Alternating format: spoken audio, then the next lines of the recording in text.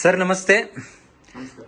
ಕರವೇ ಸಿಂಹಸೇನೆಯ ಸಂಘಟನೆ ಕೇವಲ ಕನ್ನಡ ಭಾಷೆಯ ಬಗ್ಗೆ ಮಾತ್ರ ಮಾತನಾಡುತ್ತಾ ಅಥವಾ ಈ ರಾಜ್ಯದಲ್ಲಿ ನಡೆಯುತ್ತಿರುವಂತಹ ಅನ್ಯಾಯಗಳ ಬಗ್ಗೆಯೂ ಮಾತನಾಡ್ತೀರಾ? ನಮಸ್ಕಾರ. ಕರ್ನಾಟಕ ರಕ್ಷಣಾ ವೇದಿಕೆ ಸಿಂಹಸೈನ್ಯ ಸಂಘಟನೆ ಮೊದಲನೇ ಆದ್ಯತೆಯನ್ನ ನಮ್ಮ ಭಾಷೆ, ನಾಡು, ನುಡಿ, ನೆಲ, ಜಲ, ಭಾಷೆ ಅಂತ ಬಂದಾಗ ಭಾಷೆಯೂ ಕೂಡ ಉಳಿಸ್ಕೋಬೇಕಾಗಿರೋ ನಮ್ಮ ಕರ್ತವ್ಯ. ಅದರ ಜೊತೆಯಲ್ಲಿ ನಾಡು, ನುಡಿ ರಕ್ಷಣೆ, ನಮ್ಮ ಕರ್ನಾಟಕ ರಕ್ಷಣಾ ವೇದಿಕೆ ಅಂತ ಒಂದು ಹೆಸರು ಬಂದಿದ ತಕ್ಷಣನೇ ಕರ್ನಾಟಕವನ್ನು ರಕ್ಷಣೆ ಮಾಡ್ಬೇಕು ನಾವು. ಅಲ್ಲಿ ಆಗುವಂತ ಅನ್ಯಾಯಗಳು ಸಾವಿರಾರು ಇದಾವೆ. ಆ ಎಲ್ಲದರ ವಿಚಾರವಾಗಿ ಕೂಡ ಇವತ್ತು ರಾಜ್ಯದ ಜನ ಮಾತಾಡ್ತಿದ್ದಾರೆ. ಕರ್ನಾಟಕ ರಕ್ಷಣಾ ವೇದಿಕೆ ಸಿಂಹ ಸೈನ್ಯ ಏನು ಹೋರಾಟ ಮಾಡ್ತಾ ಇದೆ, ನ್ಯಾಯಯುತವಾದಂತಹ ಹೋರಾಟ ಮಾಡ್ತಾ ಇದೆ, ಅದು ಜನ ಮೆಚ್ಕೊಂಡಿದ್ದಾರೆ. ಅನೇಕ ವಿಚಾರಗಳನ್ನ ನಾವು ಇವತ್ತು ಹೋರಾಟ ಮಾಡ್ತಾ ಇದ್ದೇವೆ. ಅದರಲ್ಲಿ ಪ್ರಪ್ರಥಮವಾಗಿ 16ನೇ ದಿನ ನಾವು ಕರವೇ ಸಿಂಹ ಸೈನ್ಯದ ನಡೆ ಸ್ವಚ್ಛತೆಯ ಕಡೆ ಅನ್ನೋ ಒಂದು ಅಭಿಯಾನವನ್ನು ಮಾಡ್ತಾ ಇದ್ದೇವೆ. ಬಹಳ ದೊಡ್ಡ ಮಟ್ಟದ ಯಶಸ್ವಿಯಾಗಿ ಕಾರ್ಯಾಚರಣೆ ಮಾಡ್ತಾ ಇದ್ದೀವಿ. ಇದು ದೇಶ ಬಿಟ್ಟು ವಿದೇಶಕ್ಕೆ, ನಮ್ಮ ರಾಜ್ಯ ಬಿಟ್ಟು ದೇಶ ಬಿಟ್ಟು ವಿದೇಶಕ್ಕೂ ಕೂಡ ತಲುಪಿದೆ. ಅಲ್ಲಿಂದ ಕೂಡ ಸುಮಾರು ಜನ ಕರೆ ಮಾಡ್ತಿದ್ದಾರೆ. ಇದು ಬಹಳ ಒಂದು ಉತ್ತಮವಾದಂತಹ ಪ್ರತಿಕ್ರಿಯೆ ಸಿಕ್ಕಿದೆ.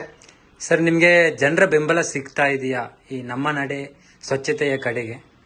ಖಂಡಿತವಾಗ್ಲು ಅದೇ. ಈಗ ನಮ್ಮ ರಾಜ್ಯ ಬಿಟ್ಟು ದೇಶ ಬಿಟ್ಟು ಹೊರದೇಶದಲ್ಲೂ ಕೂಡ ನಮ್ಮ ಸಂಘಟನೆಗೆ ತುಂಬಾ ಆಸಕ್ತಿಯಿಂದ ನಿಮ್ಮ ಸಂಘಟನೆಗೆ ಸೇರ್ತೀವಿ. ನಾವು ನಿಮ್ಮ ಸಂಘಟನೆ ಜೊತೆ ಇರ್ತೀವಿ. ನೀವು ಮಾಡ್ತಾ ಇರೋ ಪ್ರತಿ ಕೆಲಸ ಕೂಡ ನಮ್ಮ ಹೃದಯ ಮಿಡಿಯುವಂತ ಕೆಲಸ. ನಿಜವಾದಂತ ಜನನಾಯಕರು ನೀವು, ನಿಜವಾದಂತ ಜನಪರವಾದಂತ ಕೆಲಸ ಮಾಡ್ತಾ ಇರೋದು ನಾವು ಅನೇಕ ಬೇರೆ ಬೇರೆ ಎಲ್ಲ ನೋಡಿದೀವಿ. ಅದರಲ್ಲಿ ನಮಗೆ ಕಂಡಂತೆ ನೀವು ಬಹಳಷ್ಟು ಉತ್ತಮವಾದಂತ ಕೆಲಸ ಮಾಡ್ತಿದ್ದೀರಿ ಅಂತೇಳಿ ಬಹಳಷ್ಟು ಸಾವಿರಾರು ಜನ ಇವತ್ತು ಉತ್ತಮವಾದಂತಹ ಪ್ರತಿಕ್ರಿಯೆಯನ್ನು ಕೊಡ್ತಿದ್ದಾರೆ. ಅದರಂತೆ ನಾವು ಹೋಗ್ತಾ ಇದ್ವಿ. ಅದರ ಜೊತೆಯಲ್ಲಿ ಪರಿಸರ ರಕ್ಷಣೆ ನಿಮ್ಮೆಲ್ಲರ ಹೊಣೆ ಅನ್ನೋ ಮತ್ತೊಂದು ಅಭಿಯಾನವನ್ನು ಕೂಡ ಪ್ರಾರಂಭ ಮಾಡ್ತಾ ಇದ್ದೀವಿ. ಇಲ್ಲಿ 1 ಕೋಟಿ ಸಸಿಯನ್ನ ನಾವು ನೆಡಬೇಕು ಕರವೇ ಸಿಂಹ ಸೈನ್ಯ ಕಡೆಯಿಂದ ಅಂತೇಳಿ ನಾವು ಕರೋನಾ ಸಂದರ್ಭದಿಂದ ಕೂಡ ಮಾಡ್ಕೊಂಡ್ ಬರ್ತಾ ಇದೀವಿ. ಈಗ ಇನ್ನೊಂದಷ್ಟು ವೇಗವಾಗಿ ಆ ಕಾರ್ಯಾಚರಣೆ ಕೂಡ ಮಾಡ್ತಾ ಇದೀವಿ. ಸರ್, ಇನ್ನೊಂದು ಕ್ವಶನ್ ನಾನು ಕೇಳಲೇಬೇಕು. ಅದೇನಂದ್ರೆ, ಇವತ್ತು ಬಿಡದಿ ಟೌನ್ಶಿಪ್ ವಿರೋಧಕ್ಕೆ ಒಂದು ಹೋರಾಟನೇ ಆಗ್ತಾ ಇದೆ. ಈ ಒಂದು ಹೋರಾಟಕ್ಕೆ ನೀವು ಕೂಡ ಬೆಂಬಲ ನೀಡಿದ್ದೀರಾ. ನಾವು ಅಲ್ಲಿರುವಂತಹ ಜನರಿಗೆ 10,000 ಪೊರಕೆಯನ್ನು ನೀಡ್ತೀವಿ, ಈ ಒಂದು ಟೌನ್ಶಿಪ್ ಅನ್ನು ವಿರೋಧ ಮಾಡ್ತೀವಿ ಅಂತ ಹೇಳ್ತಿದ್ರಿ. ಈಗ ಈ ಒಂದು ಅಭಿಯಾನಕ್ಕೆ ಜನರೇ ಬೆಂಬಲ ನೀಡ್ತಾ ಇದ್ದಾರೆ. ಖಂಡಿತವಾಗ್ಲೂ ಒಳ್ಳೆ ಪ್ರಶ್ನೆ ಇದು. ನಾನು ಒಬ್ಬ ಸಾಮಾನ್ಯ ಕುಟುಂಬದಿಂದ, ಬಡ ಕುಟುಂಬದಿಂದ, ರೈತ ಕುಟುಂಬದಿಂದ ಬಂದಂತಹ ಒಬ್ಬ ಹೋರಾಟಗಾರ. ನಾನಿವತ್ತು ರೈತರ ಪರವಾಗಿ ಇವತ್ತು ರಾಜ್ಯ ಸರ್ಕಾರ ಏನು ಒಂದು ಆದೇಶವನ್ನು ಮಾಡಿ ಬಿಡದಿ ಟೌನ್ಶಿಪ್ ಅನ್ನ ಮಾಡೇ ಮಾಡ್ತೀವಿ ಅಂತ ನಮ್ಮ ಮುಖ್ಯಮಂತ್ರಿಗಳು ಪಣ ತೊಟ್ಟಿದ್ದಾರೆ. ಮತ್ತೆ ಅವ್ರು ಏನು ಹೊಡೆದ್ರೆ ಒಂದು ಡೇಟ್ ಹೊಡಿಬೋದಾ, ಏನ್ ಮಾಡ್ಲಿಕ್ಕೆ ಸಾಧ್ಯ ರೈತರು ಅನ್ನುವಂತಹ ಧೋರಣೆ ಇದೆಯಲ್ಲ, ಅದನ್ನ ಖಂಡಿಸಿ ನಾವು ಒಂದು 15-20 ದಿನಗಳಿಂದ ನಾವು ಒಂದು ಕರೆಯನ್ನ ಕೊಟ್ಟಿದ್ವಿ.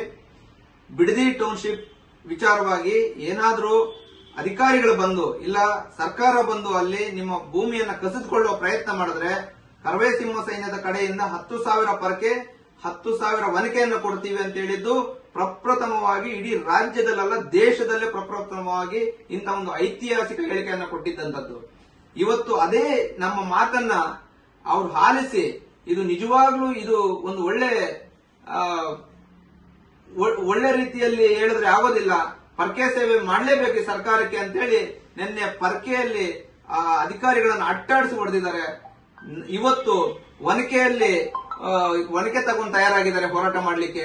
ಇದು ಕರವೇ ಸಿಂಹ ಸೈನ್ಯದ ಆದೇಶಕ್ಕೆ ನನ್ನ ಮೇಲೆ ಇಟ್ಟಂತ ಈ ರಾಜ್ಯದ ಜನ, ಈ ಬಿಡದಿಯ ರೈತರಿಗೆ ಕೋಟಿ ಕೋಟಿ ಅಭಿನಂದನೆಗಳು. ತಾವ್ಯಾರೂ ಕೂಡ ಹೆದರಬೇಕಾಗಿಲ್ಲ. ನಾವು ಇದೇ ವಾರದ ಕೊನೆಯಲ್ಲೇ ನಾವು ನಿಮ್ಮ ಹೋರಾಟಕ್ಕೆ ಒಂದು ದೊಡ್ಡ ಮಟ್ಟದ ಸಹಕಾರವನ್ನು ಕೊಡ್ತೀವಿ. ನೀವ್ಯಾರು ಹೆದರ್ಬೇಕಾಗಿಲ್ಲ. ನಮ್ಮ ಆಸ್ತಿ ನಮ್ಗೆ ದಕ್ಕಬೇಕು. ಯಾರಪ್ಪನ ಮನೆ ಆಸ್ತಿ ಅಲ್ಲ, DK ಶಿವಕುಮಾರ್ ಅವ್ರ ಮನೆ ಆಸ್ತಿ ಅಲ್ಲ, ಯಾವ ರಾಜಕಾರಣಿ ಆಸ್ತಿ ಅಲ್ಲ. ನಮ್ಮ ಭೂಮಿ ನಮಗ್ ದಕ್ಕಬೇಕು. ಯಾವನಿಗೂ ಬಿಟ್ಕೊಡುವಂತ ಮಾತಿಲ್ಲ. ನಿಮ್ ಪರವಾಗಿ ಕರವೇ ಸಿಂಹ ಸೈನ್ಯ ಸಂಘಟನೆ ಸದಾ ನಿಮ್ ಜೊತೆಯಲ್ಲಿ ಇರುತ್ತೆ ಅಂತ ಈ ಮೂಲಕ ನಾನು ನಿಮ್ಗೆ ಹೇಳಲಿಕ್ಕೆ ಬಯಸ್ತೇನೆ.